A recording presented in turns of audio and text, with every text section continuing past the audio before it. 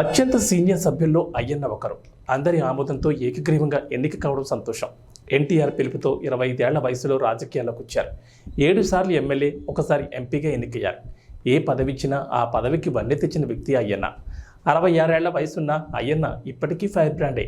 నీతి, నిజాయితీ, నిబద్ధతను పుణికిపుచ్చుకుని రాజకీయాలు చేశారు. ఉత్తరాంధ్ర అభివృద్ధికి ఎనలేని కృషి చేస్తున్న నాయకుడు అయ్యన్న. అయ్యన్న గత 5 ఏళ్లుగా ఎన్నో ఇబ్బందులు ఎదుర్కొన్నారు. అయ్యన్నపై 23 కేసులు పెట్టిన అయ్యన్న రాజధాని పోరాటం చేశారు. అధ్యక్ష,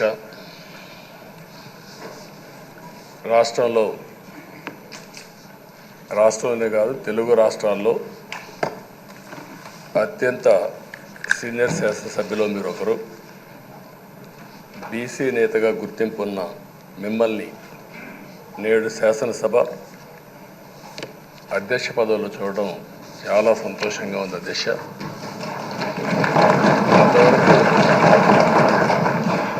మిమ్మల్ని సభలో ఇక్కడ చూసాం, ఈరోజు అధ్యక్ష స్థానంలో చూస్తున్నాం. చాలా ఆనందంతో, చాలా గర్వపడుతున్నాం. అందరి ఆమోదంతో 16వ శాసనసభకు స్పీకర్గా ఏకగ్రీవంగా ఎన్నికైన మీకు నా హృదయపూర్వక అభినందనలు, శుభాకాంక్షలు. ఈరోజు ఇక్కడ చాలామంది కొత్త శాసనసభ్యులు వచ్చారు. ఒకసారి అయ్యన్న పాత్రుడు గారి జీవితాన్ని కూడా ఆలోచించుకోవాల్సిన, మీరందరూ తెలుసుకోవాల్సిన అవసరం ఉంది. మనందరి మాదిరిగానే ఆయన కూడా ఒక హంబుల్ కుటుంబంలో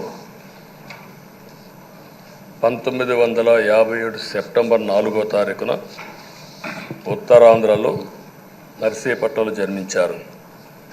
తల్లిదండ్రులు చింతకాయల వరహాల దొర చెల్లాయమ్మ గారు. యువత రాజకీయాల్లోకి రావాలని ఆ రోజు ఎన్టీ రామారావు గారు పార్టీ పెట్టిన మొదట్లో పిలిపిస్తే 25 సంవత్సరాల వయసుండే సమయంలో రాజకీయాల్లోకి వచ్చిన వ్యక్తి అయ్యన్న పాత్రుడు గారు. అక్కడి నుంచి 7 సార్లు ఎమ్మెల్యే అయ్యారు, ఒకసారి ఎంపీ అయ్యారు. ఎమ్మెల్యేగా, ఎంపీగా, మంత్రిగా తెలుగు రాష్ట్రాల్లో తనకంటూ ఒక ప్రత్యేకమైన ముద్ర వేయగలిగారు. ఏ పదవి ఇచ్చినా ఆ పదవికి వన్నె తీసుకొచ్చిన వ్యక్తి అయ్యన్న పాత్రుడు గారు. వారి కుటుంబం కూడా మనం ఆలోచిస్తే కొంతమంది ఫస్ట్ జనరేషన్లో రాజకీయాల్లోకి వస్తారు. అయ్యన్న పాత్రుడు గారిని చూస్తే 6 దశాబ్దాలు రాజకీయ చరిత్ర కలిగిన కుటుంబం. 1962లో అయ్యన్న పాత్రుడు గారి తాత లచ్చా పాత్రుడు గారు స్వతంత్ర పార్టీ నుంచి పోటీ చేసి గెలిచారు.